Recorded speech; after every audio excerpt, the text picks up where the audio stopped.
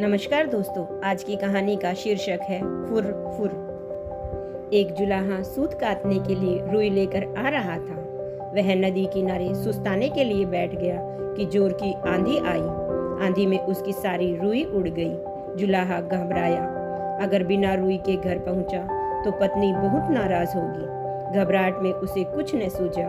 उसने सोचा, यही बोल दूंगा, फुर फुर, और वह फुर फुर बोलता जा रहा था।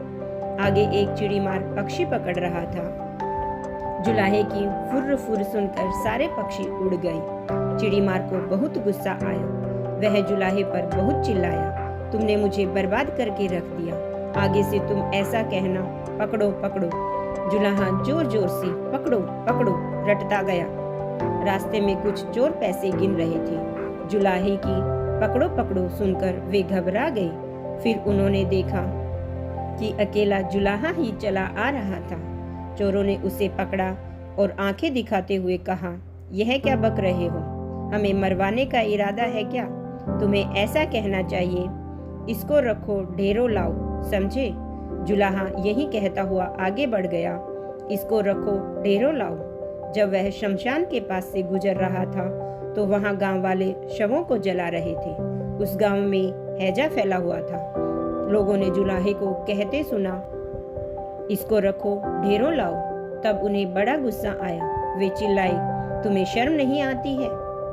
हमारे गांव में इतना दुख फैला है और तुम ऐसा बकते हो? तुम्हें कहना चाहिए, यह तो बड़े दुख की बात है। जुलाहा शर्म से पानी पानी हो गया।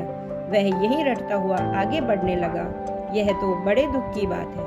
कुछ देर बाद वह एक बारात के पास से गुजरा।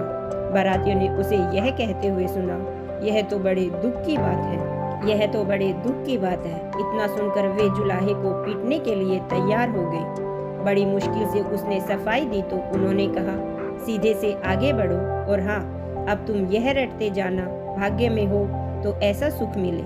अब जुलाहा यही रटता हुआ अपनी राह पर चल पड़ा। चलते चलते अंधेरा हो गया। घर से निकलते समय उसकी पत्नी ने उससे यही कहा था कि जहाँ रात हो जाए वहीं सो जाना। जुलाहा थक भी गया था। वह वहां सो गया। अगले दिन सुबह जब उसके मुंह पर पानी पड़ा तब जुलाहा हड़बड़ा कर उठा। आंखें खोली तो देखता ही रह गया, यह तो उसी का घर था और अभी अभी उसकी पत्नी ने ही उस पर पानी फेंका था। जुलाहा के मुंह से निकला, भाग्य में हो तो ऐसा सुख मिले।